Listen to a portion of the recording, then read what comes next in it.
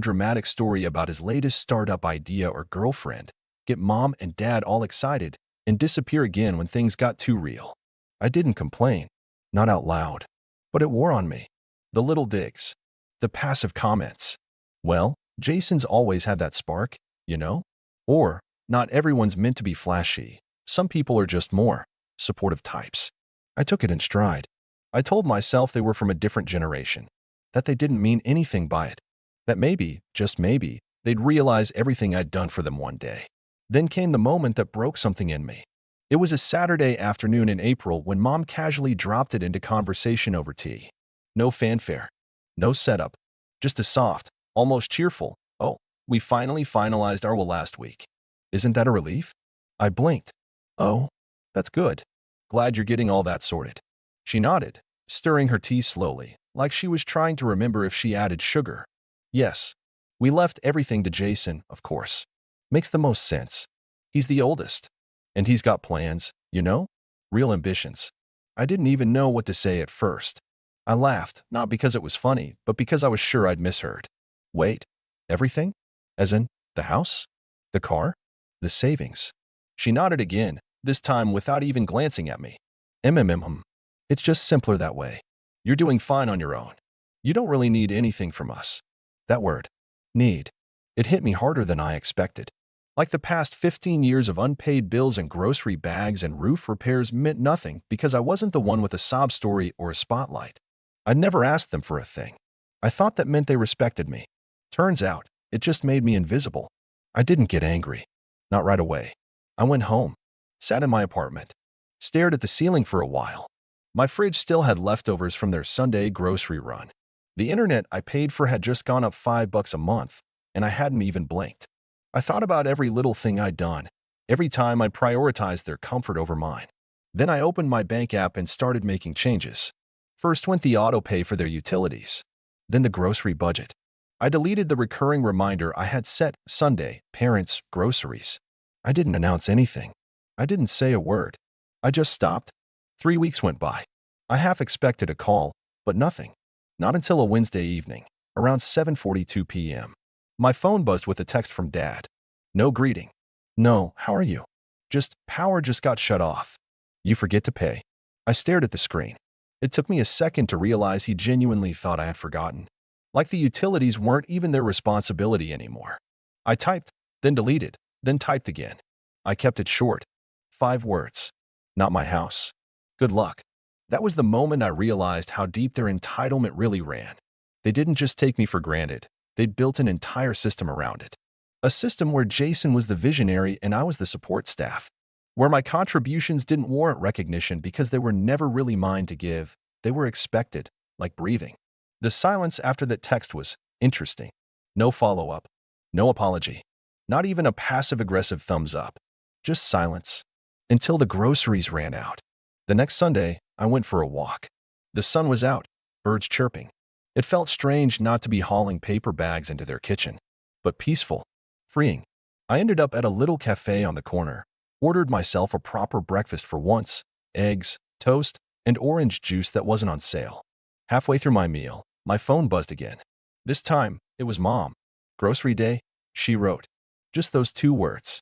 Not a question, not a reminder. More like a prompt, as if I'd just forgotten my place. I didn't reply. I let it sit. The next day she called. I didn't answer. 2 days later, she texted again. "I know you're busy, but we're running low on everything. Can you swing by?" Again, nothing. That Friday, Jason finally called me. And that's where things started to take a turn I didn't expect. He didn't yell or blame me. No, he tried something worse, being reasonable. "Look, man," he said, his voice smooth like always. "I know Mom and Dad can be a lot, but they're getting older. They need help. You've always been good at that." I leaned against the kitchen counter, staring out my window. "They left everything to you, Jason. Everything. So why aren't you stepping up?" There was a pause on the other end, like he hadn't thought I'd say that out loud. "It's not about the will," he said finally. "It's about doing the right thing." I nearly laughed. "Funny. That's exactly what I've been doing for the past decade." He sighed. "Don't make this about money." "I'm not," I said, and I meant it. "I'm making it about respect. And for once in my life, I'm respecting myself." That was the last time we spoke for now. But that wasn't the end of it. Because a few days later, I got a knock at my door.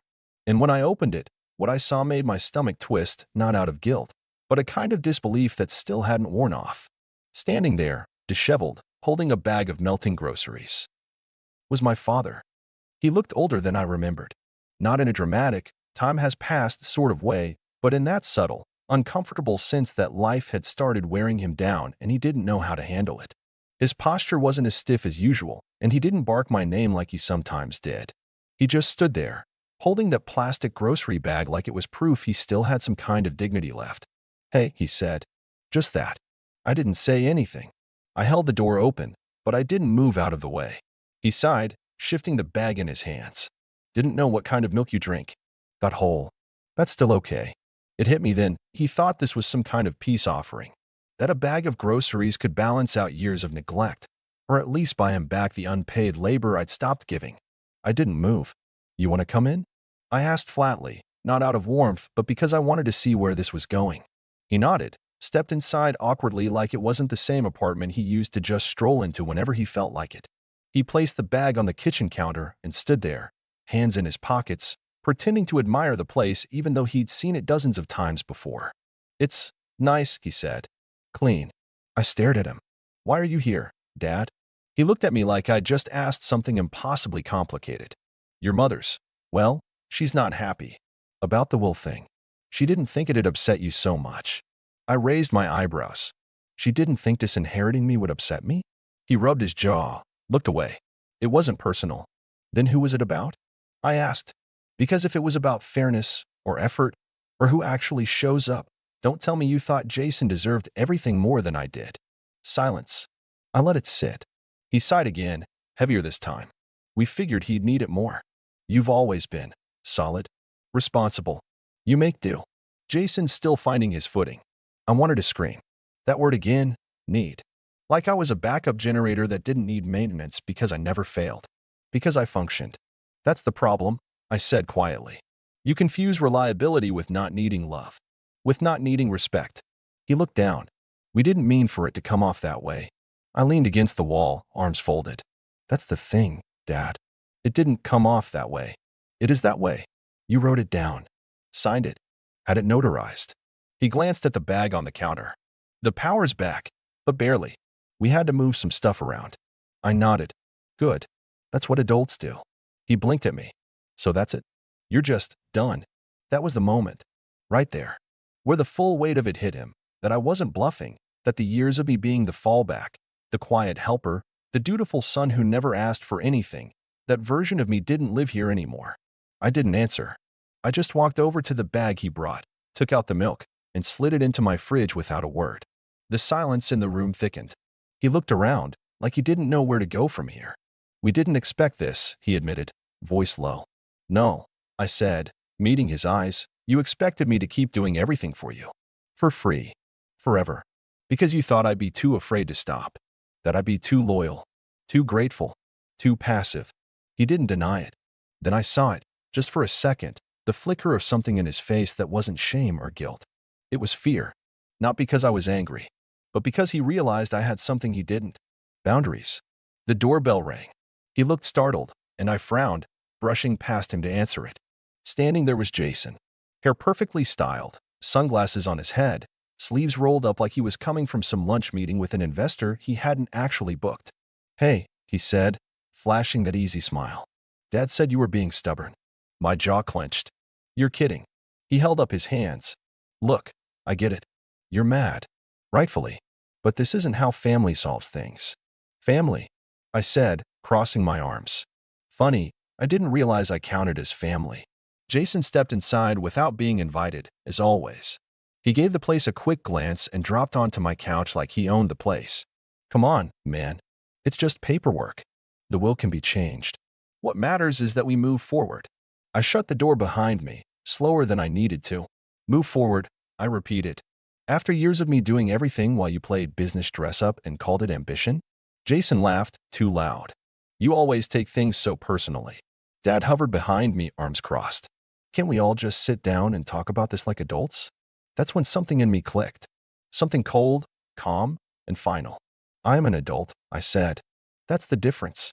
I've been one for a long time. I just stopped letting you treat me like a child. Jason leaned forward, tone shifting slightly. So what now? You cut us off? Is that really the kind of person you want to be? I walked over, opened the fridge, and pulled out the milk they brought. You want to know what kind of person I am? I asked, placing the milk back down and looking them both in the eye. The kind of person who knows his worth, who spent years being treated like an afterthought, and who finally realized that just because someone shares your last name doesn't mean they deserve your loyalty. Jason looked like he was going to argue, but I cut him off. You came here today thinking I'd cave. You thought a bag of groceries and a smile could erase everything.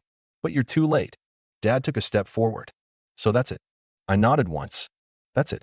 And then I did something they never expected. I opened the door.